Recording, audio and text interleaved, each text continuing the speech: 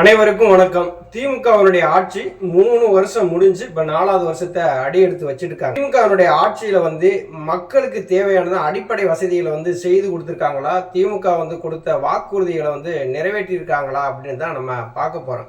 அதிமுக தொண்டர்களின் உரிமை மீட்பு குழு ஒருங்கிணைப்பாளர் ஐயா ஓபிஎஸ் அவர்கள் திமுகவினுடைய அரசை கடுமையா விமர்சனம் பண்ணியிருக்காங்க. 2021 சட்டசபை தேர்தலில் நீங்க கொடுத்த வாக்குறுதிகள்லாம் என்னாச்சுன்னு கேட்டிருக்காங்க. நீங்க கொடுத்த வாக்குறுதிகள் எதையும் நிறைவேற்றலைங்கிறதையும் ஒரு அறிக்கையா வெளியிட்டிருக்காங்க. திமுகவினுடைய அரசு இது சொல்லாட்சியோ செயலாட்சியோ கிடையாது, இது ஒரு பொய்யாட்சி அப்படிங்கிறதையும் விமர்சனம் பண்ணி ஒரு அறிக்கையா வெளியிட்டிருக்காங்க.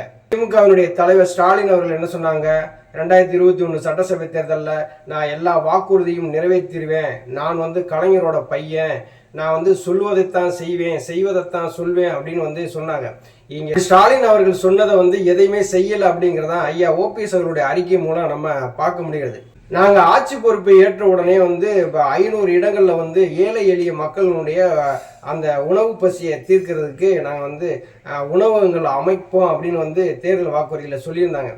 ஆனால் அந்த 500 இடங்கள்ல அந்த உணவகங்கள் அமைத்தாங்க அப்படின்னா எதுவுமே கிடையாது. அம்மா உணவகங்களை எந்தவித பராமரிப்பு இல்லாமல் அதை மூடுனதான் நம்ம பார்க்க முடிகிறது. இப்போ அநேக இடங்கள் அம்மா உணவகமே இயங்கலை. புரட்சி தலைவர் அம்மா அவர்கள் இந்த திட்டத்தை ஏன் கொண்டு வந்தாங்க அப்படின்னா, காலை நேரத்தில் அன்றாடம் வேலைக்கு போகிற பெண்களாக இருக்கட்டும் ஆண்களாக இருக்கட்டும், அவங்க வீட்டில் சமைச்சு எடுத்துட்டு போகிறதுக்கு ரொம்ப கஷ்டப்படுவாங்க. இந்த பாதசாரிகளில் தங்கி இருக்கிறவங்க இவங்கெல்லாம் ரொம்ப ஏழை எளிய மக்களாக இருக்கிற கட்டட தொழிலுக்கு வேலைக்கு போறவங்க இவங்கெல்லாம் ரொம்ப கஷ்டப்படுறாங்க. காலை நேரத்துல அவங்களுடைய பசியை தீர்க்கிறதுக்காக அம்மா உணவகத்தை கொண்டு வந்தாங்க. ஆனா ஸ்டாலின் அரசு என்ன பண்ணுச்சு?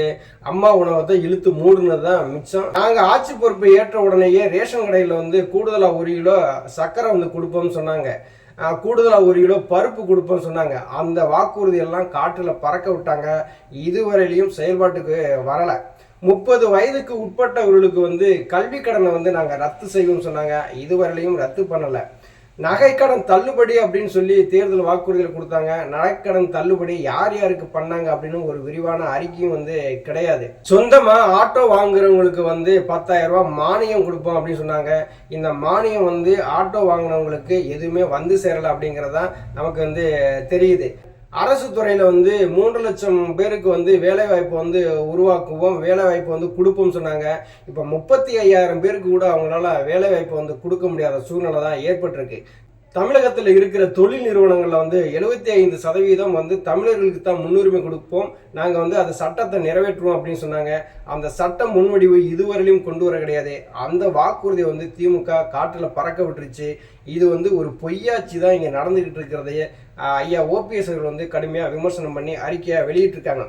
ஒரே கையெழுத்தில் நாங்கள் நீட்டுத் தேர்வை ரத்து செய்வோம் அப்படின்னு சொல்லி 2021 சட்டசபை தேர்தலில் திமுக தேர்தல் வாக்குறுதியாக கொடுத்து ஸ்டாலினோட பையன் உதயநிதி ஸ்டாலின் ஒரு செங்கல்ல கையில் தூக்கிட்டு தெரு தெருவாக அலைஞ்சாரு.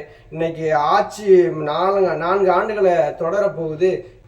நீட்டுத் தேர்வு ரத்தாகுதுன்னு சொல்லி பார்த்தோம்னா ரத்தாகவே கிடையாது. இன்னும் மாணவர்கள் ஏமாற்றிட்டு தான் இருக்கு இந்த திமுக அரசு. பழைய ஓய்வூதிய திட்டத்தை நாங்கள் கொண்டு வருவோம்னு தேர்தல் அறிக்கையில வாக்குறுதியா கொடுத்தாங்க. ஆனா இன்னைக்கு என்ன ஆகி போச்சு? திமுகவில் இருக்கிற நிதியமைச்சர் என்ன சொல்றாரு? பழைய ஓய்வூதிய திட்டத்தை கொண்டு வர முடியாது அப்படிங்கிறாங்க. இடைநிலை ஆசிரியர்களுக்கு சம வேலை சம ஊதியம் கொடுப்போம் அப்படின்னு சொன்னாங்க. அந்த வாக்குறுதியை இப்ப காற்றுல பறக்க விட்டாங்க. திமுக 3 ஆண்டுகள் முடிந்து 4வது ஆண்டுகளை தொட போற சமயத்துல மக்கள் திமுக மீது மிகப்பெரிய அதிருப்தியை தான் இருக்கிறாங்க. இவங்க ஆட்சிக்கு வந்துட்டா இவங்க நல்லது செய்வாங்கன்னு சொல்லி எதிர்பார்த்துட்டு இருந்த மக்களை திமுகவினுடைய அரசு முழுமையா ஏமாற்றி இருக்கு அப்படின்னு தான் இங்க சொல்ல முடியும். ஒவ்வொரு பெண்கள் பயணிக்க நாங்கள் ஓசியா பஸ் விடுறோம் அப்படின்னு சொன்னாங்க. அதை மக்களை அவமானப்படுத்துகிற செயலாக தான் இன்னைக்கு பெண்கள் எல்லாருமே பார்க்குறாங்க. மக்களுக்கு அப்படி என்ன செஞ்சுட்டாங்க? எதுவுமே செய்யலை. மக்கள் மீது சுமையை தூக்கி வச்சிருக்காங்க, அதுதான் நல்லா தெரியுது.